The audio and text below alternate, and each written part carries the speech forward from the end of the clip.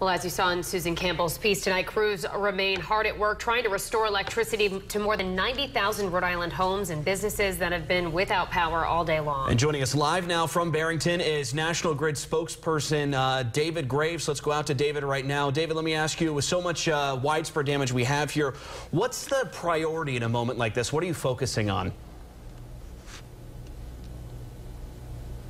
Well, the priority remains our emergency facilities, police, fire, hospitals, to get those emergency facilities back up.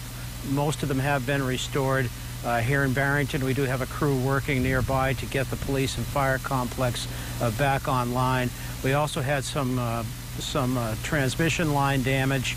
Once we get the transmission lines up and running, we can restore power to some of the 9 substations that were taken offline because of the damage.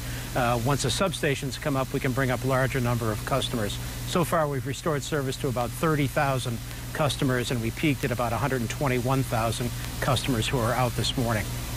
David, were there specific obstacles hampering your efforts today? I know we saw crews having to work on the island next to an on-ramp from Route 37 in Cranston to 95. That can't be easy, being in those odd places trying to fix these power lines.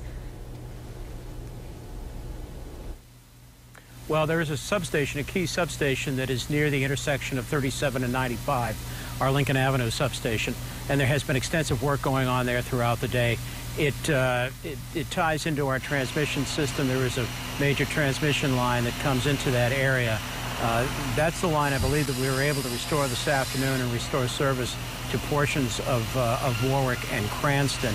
As I said, we've gotten about 30,000 customers back online, and we expect to increase that number as the evening goes on. We're going to have about 50 crews on overnight. We have 180 on the road right now. 50 are going to stay on overnight, and then we'll be back out on the road first thing tomorrow morning. Thank you so much for that, David Graves, National Grid spokesperson. We appreciate you joining us here on Eyewitness News at 5, and we'll check back in with you on Eyewitness News at 6 for an update on those repairs. Thank you. And our severe weather team coverage continues tonight. As we mentioned at the top of the newscast, about 121,000 National Grid customers were without power at one point today. And crews have been working all day to fix that. And we're joined now by National Grid spokesperson David Graves on the phone. David, when do you expect that all of the power will be restored? We do expect the very last customers to be restored sometime tomorrow night.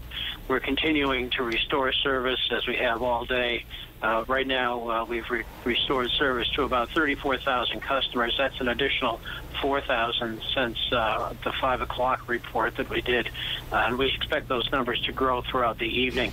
We still have about 180 line crews who are on the road. They'll be coming in during the evening hours, but we're going to keep 50 crews on overnight, and then we'll have our full contingent back out on the road first thing tomorrow morning. And David, as you talk about all those crews that are going to be out there, we just heard from Tony Petrarca saying there's a possibility for a second round of storms tonight. So what do you do to try to keep them safe as they're out there? Well, we've already had another line of storms go through Massachusetts, and we had about 18,000 customers out in Mass at around 5 o'clock this evening. There is the potential for another line of storms to come through. That could have 2 consequences. 1, it could interrupt the restoration service, and 2, it could cause additional outages. It's something that we're watching very closely. We're going to make sure that our employees remain safe, that they're out of the elements. If we do have a severe line come through, we're going to make sure that they're covered. But we are going to continue the restoration process until every customer has their service restored. All right, David, thank you so much, and thank you to all those crews working so hard to get power back on.